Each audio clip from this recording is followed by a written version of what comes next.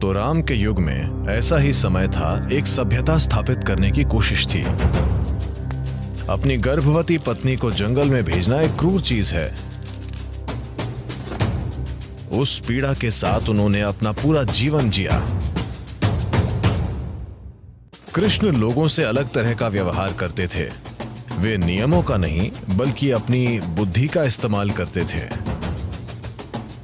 युद्ध में उन्होंने बहुत चालाकी की, तो वे लोगों के साथ एक अलग तरह से व्यवहार करते थे।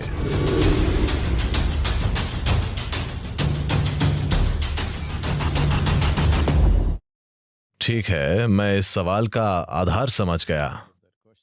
क्या मुझे नियम कायदों से चलना चाहिए या अपने अंतःकरण या चेतना के अनुसार चलना चाहिए? तो यह निर्भर करता है कि आप कैसी परिस्थिति में हैं और आपको कैसी भूमिकाएं निभानी हैं। देखिए, राम के समय पर हम दक्षिण भारत में उन्हें रामा कहते हैं, ठीक है? आप उनका नाम काट देते हैं राम। तमिलनाडु में वे रामन हैं, ठीक है?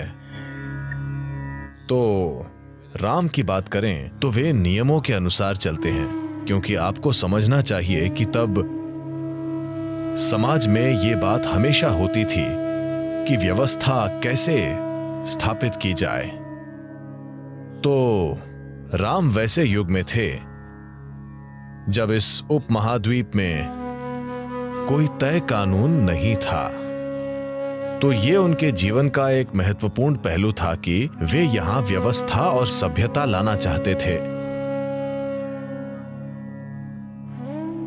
तो उन्होंने हमेशा एक ही चीज की बात की, भले ही उन्हें पता हो कि वो जो कर रहे हैं वो क्रूर है। उदाहरण के लिए अपनी पत्नी को फिर से दूसरी बार तब जंगल भेजना जब वे गर्भवती थीं। उन्हें पता था कि ये गलत है। एक पति के रूप में उन्हें पता था कि ये गलत है, एक व्यक्ति के रूप में ये गलत है। पर वे इसे इसलिए कर रहे हैं कि अगर मैं कानून स्थापित नहीं करूंगा तो कौन करेगा?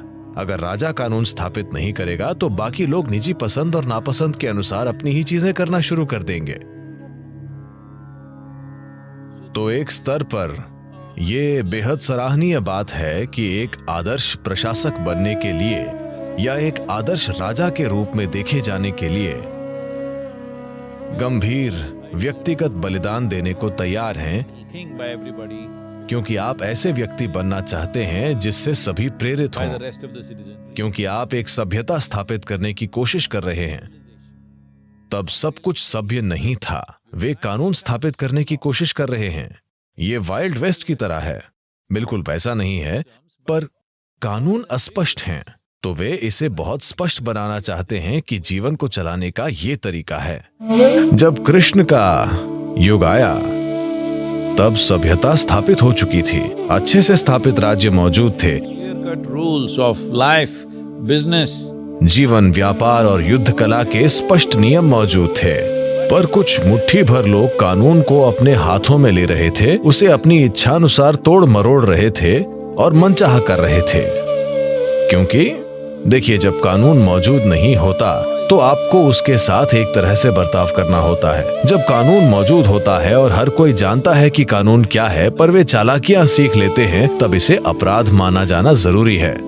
तो आप अपराध फैलने पर क्या करते हैं और आप अपराधी के साथ क्या करते हैं? मैं फर्क बताने की कोशिश कर रहा हूँ। कोई ज्यादा फर्क नहीं है, पर मैं कोशिश कर रहा हूँ। क्योंकि एक व्यक्ति कानून के हिसाब से नहीं चलता क्योंकि उसके मन में कानून की कोई समझ नहीं है।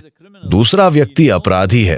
वो जानता है कि कानून क्या है, पर वो जानबूझकर कानून तोड़ रहा है, ठीक है? केवल परिस्थितियों की मजबूरी के कारण नहीं, बल्कि वो अपनी इच्छा से कानून तोड़ रहा है। तो कृष्ण का सामना ऐसे लोगों से हुआ। दू भाई, आपको पता है ना, दू हैं दुर्योधन और कंपनी। ये वे लोग हैं जिन्हें अच्छे से पता है कि कानून क्या है, पर वे जानबूझकर कानून तोड़ रहे हैं। तो बिल्कुल अलग तरह से उनसे व्यवहार करते थे, नियमों से नहीं बल्कि अपनी बुद्धि से, कई बार चालाकी से भी। युद्ध में उन्होंने बहुत चालाकी की, क्योंकि वे जानते हैं कि अगर नियमों से लड़कर उन्हें जीतने दिया जाएगा तो वे लोगों को एक न्यायपूर्ण शासन नहीं देने वाले। वे वही करेंगे जो वो चाहते हैं, ठीक है? चाहे जो हो, वे वही करेंगे जो वो चाहते हैं। वे लोगों के साथ इंसाफ नहीं करेंगे।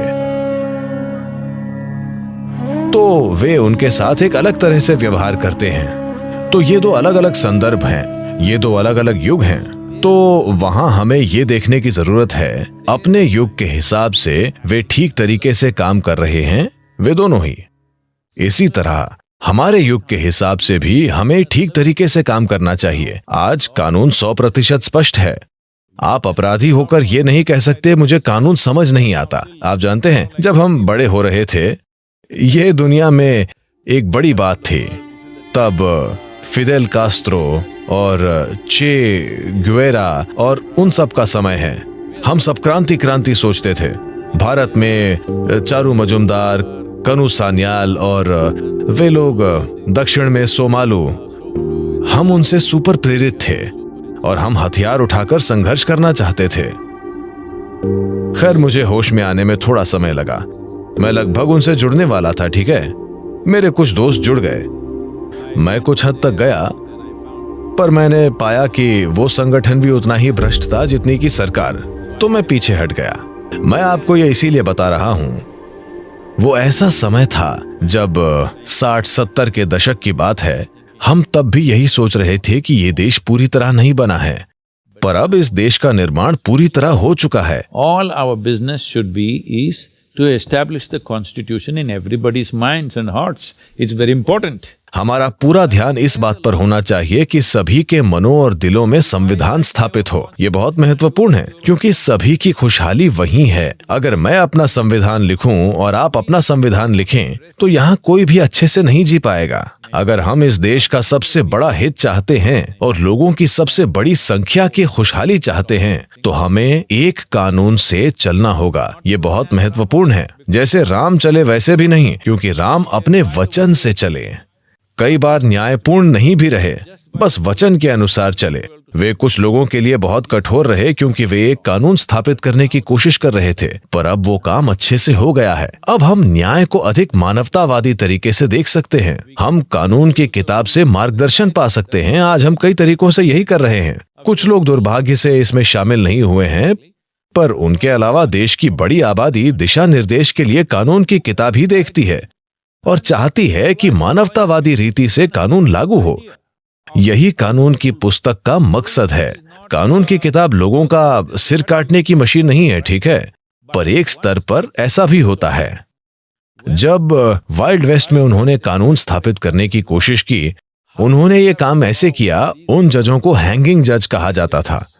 इसका ये मतलब नहीं है कि वे लटके हुए थे, वे हर चीज के लिए फांसी दे देते थे, बस यूं ही।